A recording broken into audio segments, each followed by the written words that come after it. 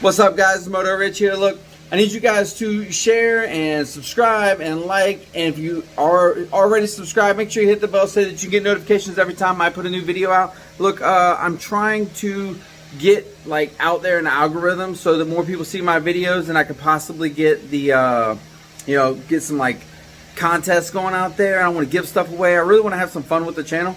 So that's the idea. That's the whole reason I started this. I wanted to be able to inform people to do proper work and proper maintenance and stuff like that on their bikes, to be able to show them how to do certain things. But the main goal for me is I really want to be able to give stuff away. I really want to just have fun with it, do some reviews on stuff, bikes, things like that, and then just give it away. That's my main goal with this channel. So I need you guys to subscribe and like and share the videos whenever I put them out there. Watch them, please, please, please. Anyways, today I'm going to be doing something I've noticed in some of the forums and some of the groups, that like the older Yamahas, and I know it's an old thing, but the older Yamahas are like the front sprocket nuts are just coming off, and I've never had it happen to me, thankfully. I've bought a couple bikes with it like that. That people thought the transmission was messed up. It turned out just the front sprocket had come off and it was spinning on there. But the way these lock washers work, it's kind of weird, and I kind of wanted to put a video out there because I want to make sure that people are doing it properly. This is how I'm taking it off, and you can see that this is very flat right here, and it's right up against it. Now you're supposed to replace these washers every time you do a chain of sprockets. I don't have another one, so I won't be replacing it. But you notice that it's done on two sides, okay? And that needs to happen. It needs to be 100% flat and flush every time, okay? So the way I do it, like I said, I didn't put this one on yet, so I'm about to take it off. I use a like a pry bar, a very short pry bar. It's not very short, but it's probably, I guess, a medium, so it's shorter. And I come in from inside of the frame, okay? So right above the swing arm, inside of the frame, and it's got that angle on it, so I can get right around the chain, and I can get that very flat by hitting it just like that. And I can just tap that with a hammer, just like that, okay? So I'm able to get to it from this angle. So to get it started, most times I'll come in from like right here, and I'll tap this down and get that angle that I need, and then I'll come in from the other side with the angle like this, and go around the chain and be able to get that really, really flat up against the side of the nut. And that, on both of these, helps prevent that nut from backing off. And that's what's needed. So I see it out there a lot of times that people aren't able to do it, or that these, I don't know if people aren't able to do it, if they're not seating it like all the way. Like this one, I wouldn't leave it like this. You can see that there's like a little gap underneath of that flange there. It is up against right here, and there's a little gap right here. So I'm gonna take this one off, and then like to pry this up. So pretty much all I'm gonna do, take a small flathead screwdriver, get up underneath the edge of it like this, and then you just kind of like work it down. You don't necessarily want to, I mean, if you have to use a hammer to get underneath of it, then you're gonna have to. But you don't want to mar it and destroy it, because you want to be able to, if you're going to reuse it. I'm going to probably have to reuse this one, just because I don't have another one on hand. So you want to make sure that you get it away from the nut with as little damage as possible. And you don't necessarily want to bend it flat. But you want to make sure that you are able to get the socket around it. So now that I've kind of got that off, the older R6s, or the newer R6, this is a 0203. Sorry, this is a 0203 R1. So you see I've kind of flared it up. I got to finish doing this side over here, but with the like a 03 and up, this whole piece is like one big circle, and you have to bend over like one of the flanges here on the side, but it's the whole thing. It's not just one little tab. So you want to make sure that you're doing at least 2 sides. I do 3 sides. I do a side here, and a side here. And I'll show you the washer once I take this off. So let me, I'm going to turn the camera off real quick. I'm going to go ahead and bust this sprocket nut off with my impact. And then I'll be right back. Alright, so I actually put this up here to see if it was the right size.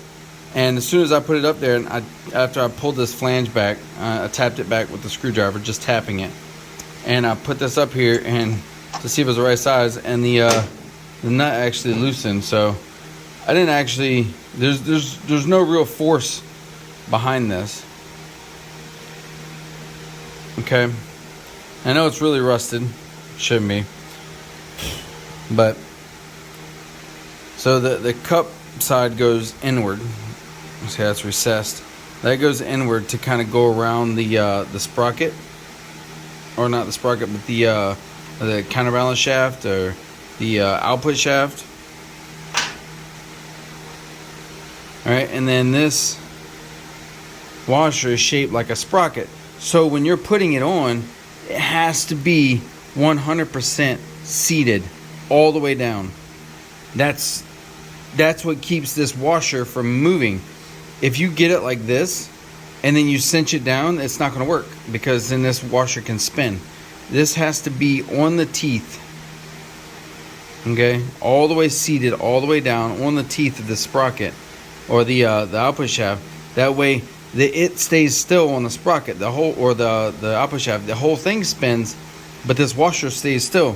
And when you bend this over the flange of the nut, it doesn't move because, or the nut can't move, because now it's kind of like one with the output shaft. So if you don't get this washer right, this is the only thing that matters when you're trying to get this thing.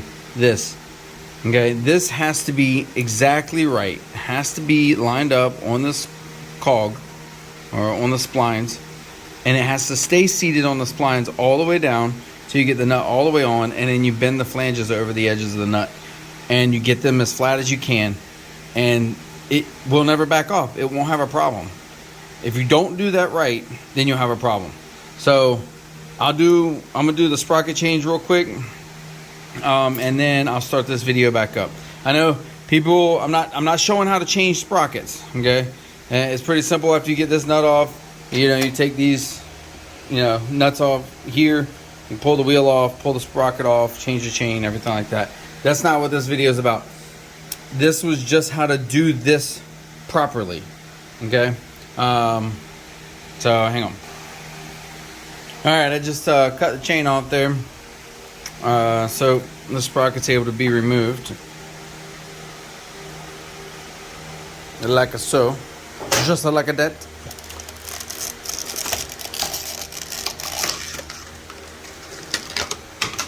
And we can put our new sprocket on there, just like that. Oh, sorry, just like that, right? And then we have our washer. I do get asked about this a lot. So this one side has a flange, one side doesn't, or has like a little lip. The lip is, from my understanding, I've always been told words go out, so that's the way it's supposed to go. You always double check before you do anything. But I'm gonna get this back on here. This being the way it is supposed to space it out, because we're going to be going down in the sprocket, so this isn't the right size right now. But you want to be able to look down and make sure that you can put a string on it or whatever, but you want to make sure that your chain is straight. So this is still the 530 sprocket that's on here. We're converting this to a 520. So because it's being converted to a 520, the front sprocket, the teeth are going to be smaller than the original. It'll be more narrow. So you see it's thinner. So has to have like the same width, because that's how far down the nut goes. Okay, so because of how deep the nut is on the this side, if that shaft, or if the carrier or the sprocket was thinner, then this nut would go down and it would bottom out on the edge of the output shaft and it wouldn't seat properly. So they have to, the inner part of the sprocket has to be the same width as this one. So the inner part of the sprocket is the same width, and then the teeth and the actual sprocket are not. Okay, so that's why it has that little lip. It's just there as like a spacer or a shim. So we're gonna line up, see, and so that's what you don't want to happen. You don't want this washer to fall off while you're putting this nut on, because if that happens, then it will not work. It's not going to do what it's supposed to do. So you want that to stay in place so that nut is all the way seated down, just like that. Okay. I've started to bend this over like this, and just be careful what you're prying against, that you don't break anything.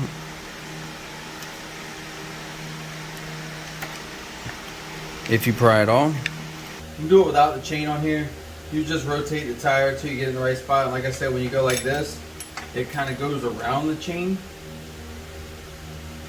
So I just take this right here, and it shouldn't require a whole lot of pressure or strength, and you just kind of tap it down. Okay.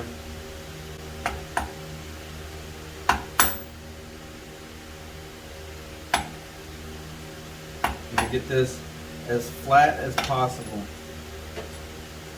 It's easier with the chain, to be honest with you, because the tire, you can move the tire to kind of keep it in place and take the hits.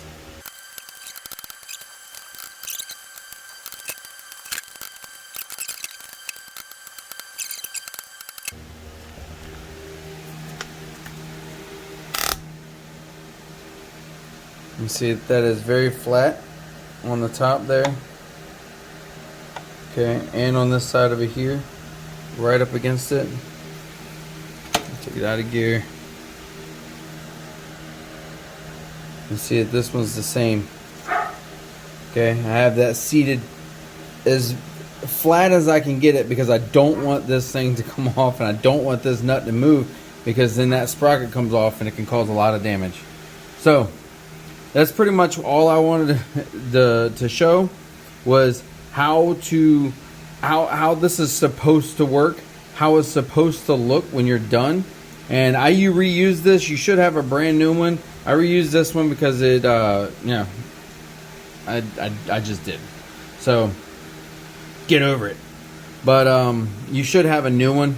But like I said, that's how you want it. You want it as flat as you can get it, right up against the nut. That way that nut cannot move at all.